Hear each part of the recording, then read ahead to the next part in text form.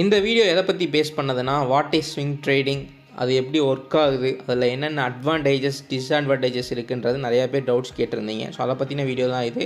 So இது வீடியோவில் பொறுத்த வரைக்கும் intraday, swing trading, long term இன்வெஸ்ட்மெண்ட்க்கு என்னென்ன டிஃப்ரென்சஸ்ஸு, இது எப்படி ஒர்க் ஆகுது எல்லாமே பேசியிருக்கேன். அதுவுமே சிம்பிளாகவும் ஈஸியாக புரிகிற மாதிரி இருக்குது. ஸோ வீடியோ மறக்காமல் ஃபுல்லாக பார்த்துருங்க. நம்ம வீடியோக்கு லைக் பண்ணிவிட்டு பாருங்கள். இதே மாதிரி லேர்னிங்ஸ்க்கும் புது யூஸ்ஃபுல்லான வீடியோஸ் பார்க்கணும் அப்படின்னா நம்ம சேனலை மறக்காமல் சப்ஸ்கிரைப் பண்ணிக்கோங்க. 2K trading Tamil. நம்ம டெலகிராம் சேனலையும் ஜாயின் பண்ணாமல் இருக்கீங்க அப்படின்னா ஜாயின் பண்ணிக்கோங்க. டிஸ்கிரிப்ஷனில் லிங்க் இருக்குது. நம்ம டெலகிராம் சேனல்லையும் உங்களுக்கு யூஸ்ஃபுல்லான டேட்டாஸும் இன்ஃபோஸும் வந்துகிட்டே இருக்கும். ஸோ மறக்காமல் ஜாயின் பண்ணிக்கோங்க. டிஸ்கிரிப்ஷனில் லிங்க் இருக்குது.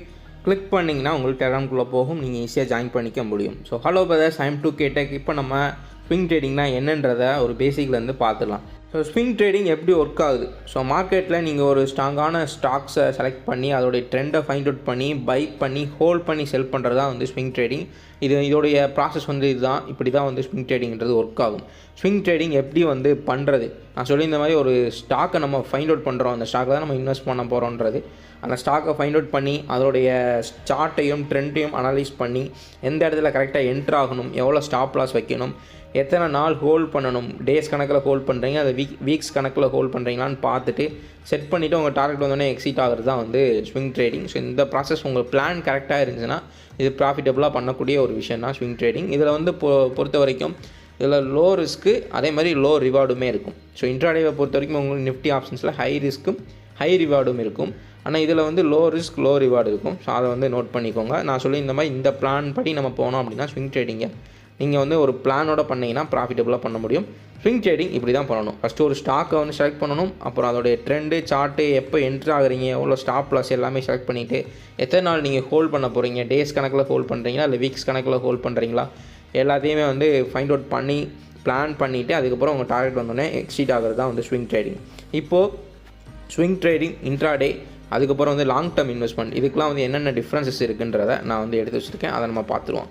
ஸோ ஃபஸ்ட்டு ஹோல்டிங் டைம் பார்த்துலாம். இன்ட்ராடேவுக்கு நம்ம மினிட்ஸ்லேருந்து ஹவர்ஸ் வரைக்குமே ஹோல்ட் பண்ணிக்க முடியும். ஏன்னா இன்ட்ராடேயில் அன்னன்னைக்கு எடுக்கிற ட்ரேடை வந்து அன்றைக்கி க்ளோஸ் பண்ணி ஆகணும். மார்னிங் மார்க்கெட் வந்து 9:15க்கு ஓப்பன் ஆகுது, 3:30க்கு க்ளோஸ் ஆகுது அப்படின்னா அன்றைக்கி எடுக்கிற ட்ரேடை அன்றைக்கே மார்க்கெட் க்ளோஸ் கூட நம்ம வந்து ட்ரேடை க்ளோஸ் பண்ணி ஆகணும். அப்படி இல்லைனா ஆட்டோமேட்டிக்காக ப்ரோக்கர் ஆப்பே வந்து அவங்களே க்ளோஸ் பண்ணி விட்டுருவாங்க.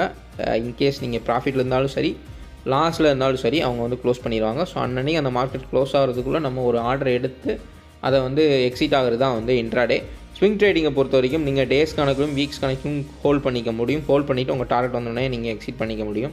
லாங் டேர்ம் இன்வெஸ்ட்மெண்ட் வந்து மந்த்ஸ்லேருந்து இயர்ஸ் வரைக்கும் நம்ம ஹோல்ட் பண்ணிக்கலாம். ஸோ வாங்கி போட்டுட்டு நம்ம இயர்ஸ்க்கு அப்புறம் கூட நம்ம செல் பண்ணுறது பண்ணிக்கலாம். அது இன்வெஸ்ட்மெண்ட் கேட்டகரியில் வந்துடும். பிகாஸ் ஆஃப் லாங் டைம் எடுக்கிறனால கோல்ஸ் பார்த்துடலாம். கோல்ஸை பொறுத்த வரைக்கும் இன்ட்ராடேயில் குவிக் ப்ராஃபிட்ஸ் பார்த்துக்க முடியும். அதுக்கு நம்ம குவிக்காக டிசிஷன்ஸும் எடுக்கணும், குவிக்காக ஆர்டர் எடுக்கணும், குவிக்காக எக்ஸிட் ஆகணும். ஸோ இதெல்லாம் வந்து இருக்குது. ஸோ ஆனால் அதுக்கு டே பை டே நம்ம ப்ராஃபிட்ஸ்ன்றது பார்த்துக்க முடியும் இன்ட்ராடே பண்ணால். பட் ஸ்விங் ட்ரேடிங்கில் பொறுத்த வரைக்கும் நீங்கள் டேஸ் கணக்கிலும் வீக்ஸ் கணக்கிலும் ஹோல்ட் பண்ணி அந்த ஸ்விங்கை வந்து நீங்கள் கேப்சர் பண்ணுறீங்களா, ஸோ அந்த ஸ்விங் ப்ரைஸை கேப்சர் பண்ணுறதால நம்ம ப்ராஃபிட்ன்றது பார்க்க முடியும். ஸோ இன்ட்ராடேவை பொறுத்த வரைக்கும் இதில் high risk high reward. Swing ட்ரேடிங்கை பொறுத்த வரைக்கும் low risk low reward. But swing ட்ரேடிங்கில் உங்களுக்கு கேபிட்டல் அதிகமாகவே தேவைப்படும். இன்ட்ராடேவை கம்பேர் பண்ணுறப்ப நீங்கள் அதே கேபிட்டல் வச்சா தான் ஸ்விங் ட்ரேடிங்கிறது பண்ண முடியும். அப்போ தான் உங்களுக்கு ப்ராஃபிட் பர்சன்டேஜ்ன்றது உங்களுடைய ஸ்விங் ட்ரேடிங் வந்து ப்ராஃபிட்டில் போய் முடிஞ்சுது அப்படின்னா ப்ராஃபிட் பர்சன்டேஜ்ன்றது அதிகமாக வரும். ஸோ லாங் டேர்ம் இன்வெஸ்ட்மெண்ட்டுமே அதே மாதிரி தான். ஸோ லாங் டேர்ம் இன்வெஸ்ட்மெண்ட்றது எப்படின்னா நம்மளுடைய இன்னொரு வெல்த் பில்ட் பண்ணுற மாதிரி ஒரு கணக்கில் வந்துடும். ஓவர் டைமில் நம்ம இயர்ஸ் கணக்கில் ஹோல்ட் பண்ணுறனால. ஸோ மைண்ட் செட்டை பொறுத்த வரைக்கும் நான் சொல்லியிருந்த மாதிரி இன்ட்ராடேக்கு ஸ்பீட் அண்ட் ப்ரிசிஷன் தேவைப்படும். குயிக்காக டிசிஷன் எடுக்கணும், ஸ்பீடாக நம்ம ஆர்டர் எடுக்கணும், எக்ஸிட் ஆகணும், எல்லாமே பண்ணணும். நம்ம டார்கெட் அச்சீவ் ஆகலைனாலும் மேனுவலாக எக்ஸிட் ஆகிறதுக்கு நம்ம ரெடியாக இருக்கணும். ஸோ ஸ்விங் ட்ரேடிங்கை பொறுத்த வரைக்கும் நமக்கு பேஷன்ஸ் அண்ட் டிசிப்ளின் தேவைப்படும். ஒரு பிளானை வந்து கரெக்டாக பிளான் பண்ணி வச்சுட்டு நீங்கள் வந்து ஆர்டர் ப்ளேஸ் பண்ணிட்டீங்கன்னா கரெக்டாக உங்கள் பிளான் போச்சு அப்படின்னா நம்ம பேஷன்ஸாக வெயிட் பண்ணி எத்தனை நாள் நம்ம பிளான் பண்ணியிருக்கோமோ, எத்தனை வீக்ஸ் வரைக்கும் நம்ம ஹோல்ட் பண்ணலான்னு பிளான் பண்ணியிருக்கோமோ அது வரைக்கும் பேஷன்ஸாக இருந்து தான் நம்ம வந்து அதை செல் பண்ண முடியும். அதுதான் வந்து swing trading. So risk and ரிவார்டை பொறுத்த வரைக்கும் இன்ட்ராடேயில் ஹை ரிஸ்க்கு ஹை ரிவார்டு. நம்ம எப்படி அதில் ரிஸ்க் மேனேஜ் பண்ணுறோம், எப்படி நம்மளுடைய பிளான்ஸ் எப்படி இருக்குது, குயிக்காக டிசிஷன் எடுக்கிறோமா, குயிக்காக எக்ஸிட் ஆகிறோமா, குயிக்காக வந்து என்ட்ரு ஆகிறோமா, இந்த மாதிரி நிறையா வந்து ஸ்கில்ஸ் தேவைப்படும். இதெல்லாம் கரெக்டாக இருக்குது நம்ம வந்து லேர்ன் பண்ணிக்கிட்டோம் அப்படின்னா அதில் வந்து ஹையர் ரிவார்டு எடுக்க முடியும் நம்மளால். ஸோ ஸ்விங் ட்ரேடிங்கை பொறுத்த வரைக்கும் lower risk lower reward plus கேபிட்டலுமே நமக்கு அதிகமாக தேவைப்படும் இன்ட்ராடேவை கம்பேர் பண்ணுறப்போ. இதுதான் வந்து டிஃப்ரென்சஸ் எல்லாத்துக்குமே. நான் சொல்லியிருந்த மாதிரி லாங் டேர்ம் இன்வெஸ்ட்மெண்ட் வந்து ஒரு இன்வெஸ்ட்மெண்ட் பர்பஸ் மாதிரி போயிடுறதுனால நம்ம ட்ரேடிங்கை பொறுத்த வரைக்கும் ஸ்விங் ட்ரேடிங்கும் இன்ட்ராடே ட்ரேடிங்க்கும் இதுதான் வந்து டிஃப்ரென்சஸ்ஸு. ஸோ இதில் வந்து ஹை ரிஸ்க் இருக்கும், பட் நம்மளுடைய ஸ்கில்ஸை நம்ம லேர்ன் பண்ணிக்கிட்டோம்னா அதிகமான ப்ராஃபிட்ன்றது நம்மளுடைய பார்க்க முடியும். நமக்கு ரிவார்டுமே அதிகமாக கிடைக்கும். ஆனால் வந்து ஸ்விங் ட்ரேடிங்கில் லோவர் ரிஸ்க்கு லோவர் ரிவார்டு தான். ஸோ சிம்பிளாக ஸ்விங் ட்ரேடிங்னா என்ன, அதுக்கும் இன்ட்ராடேக்கும் என்னென்ன டிஃப்ரென்சஸ்ஸு, அது எப்படி ஒர்க் ஆகுது, எப்படி பண்ணணும், எல்லாமே சிம்பிளாக சொல்லியிருக்கேன். ஈஸியாக புரிஞ்சிருக்கும்னு நினைக்கிறேன்.